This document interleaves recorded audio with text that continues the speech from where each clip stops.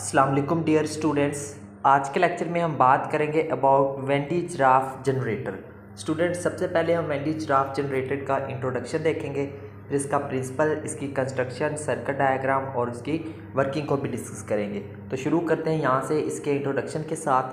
The generator was invented by Van de Graaff in 1929। यानी कि ये जो जनरेटर है इसको एक साइंटिस्ट थे, ठीक है, एक फिजिस्ट थे जिनका नाम था वेंडी जिराफ। उन्होंने इस जनरेटर को 1929 में इसको इन्वेंट किया था।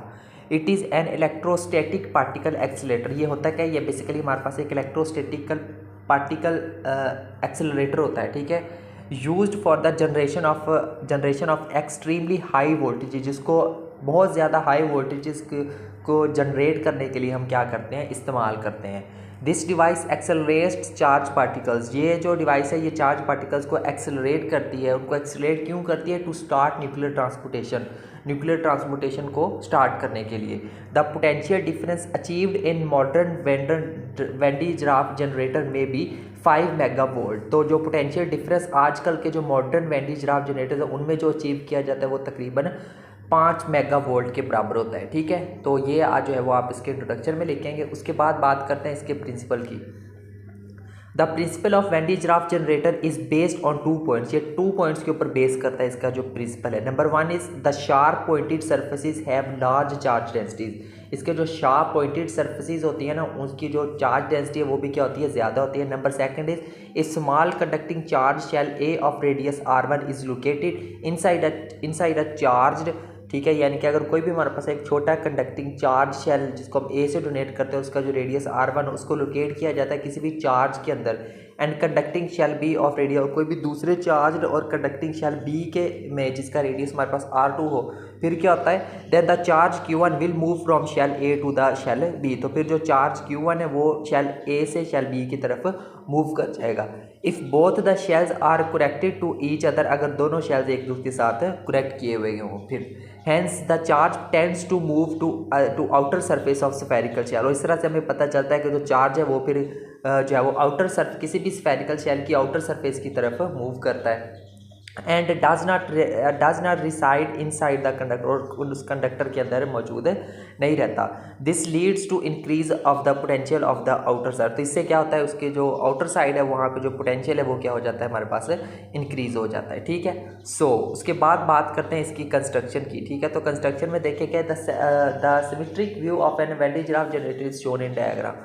इसका जो ये है इसकी जो है वो इसकी सर्किट डायग्राम आपको दिखाई गई है, ठीक है, यहाँ पे। तो ये देखिए, ठीक है, इसमें जो जो चीज़ें इस्तेमाल हो रही है वो सारी चीज़ें आपको सर्किट डायग्राम में मिल रही हैं, ठीक है। तो इसको आपने देख लेना अच्छे से। अब बात करते हैं आगे मज़ीद इसकी।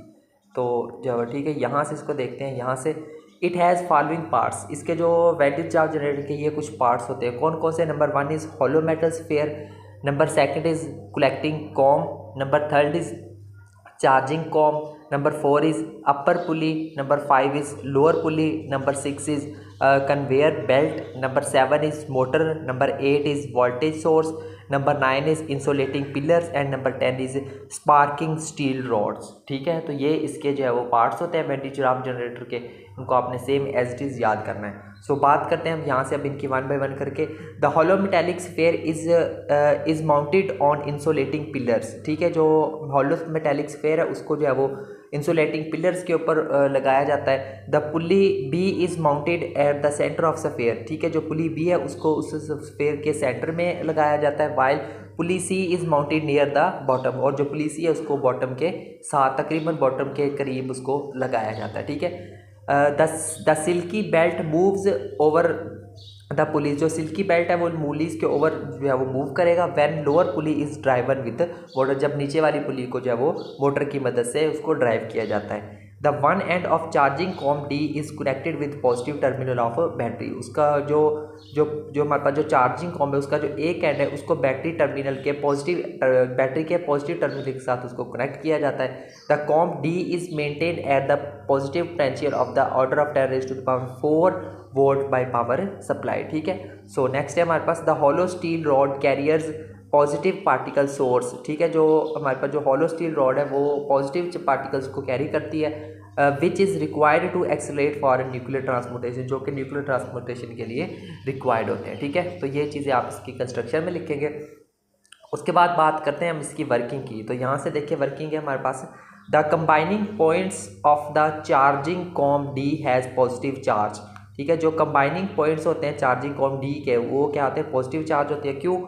Because it is connected to positive terminal of battery, क्योंकि वो बैटरी के पॉजिटिव टर्मिनल के साथ कनेक्ट हुआ होता है। These positive charges attract electrons from the atoms of belt. ये जो पॉजिटिव चार्जेस हैं वो इलेक्ट्रॉन्स को अट्रैक्ट करते हैं उस बेल्ट के एटम से।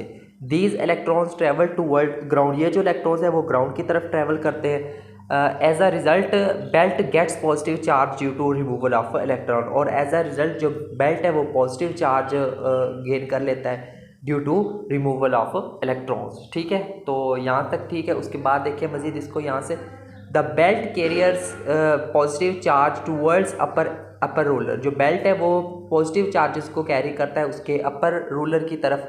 These positive charges attract electrons from collecting comb E. ये जो पॉजिटिव चार्जेस है वो इलेक्ट्रॉन्स को जो है वो कलेक्ट करते हैं कॉम ई से एंड मेटल सफ़ेयर, और मेटल सफ़ेयर से as a result of electrostatic induction metal sphere gets positive charge. और इलेक्ट्रोस्टैटिक की इंडक्शन के रिजल्ट के मुताबिक जो मेटल सफ़ेयर है वो पॉजिटिव चार्ज हो जाता है। ठीक है, सो उसके बाद देखें, the descending belt will be uncharge because neutralization takes place near E. जो डिसेंडिंग बेल्ट है वो अनचार्ज हो जाएगा। क्यों? क्योंकि हमारे पास जो ई के करीब जो हमारे पास जो क्या होती है, न्यूट्रलाइजेशन होती है। ठीक है, so the machine transfers the positive charge to sphere. ठीक है, जो मशीन है वो क्या करती है, पॉजिटिव चार्ज को स्फीयर की तरफ ट्रांसफ़र करती है।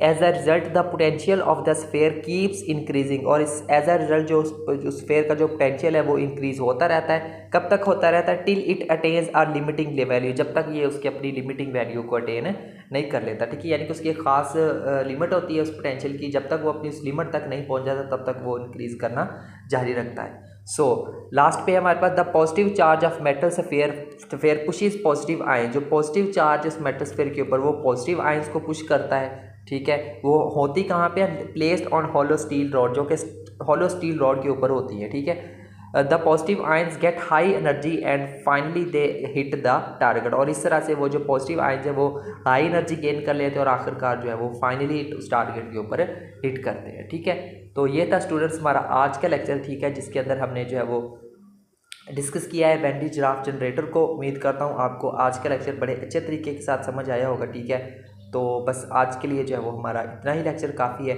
मिलते हैं नेक्स्ट लेक्चर में किसी और टॉपिक के साथ, तब तक के लिए टेक केयर एंड अल्लाह हाफिज़।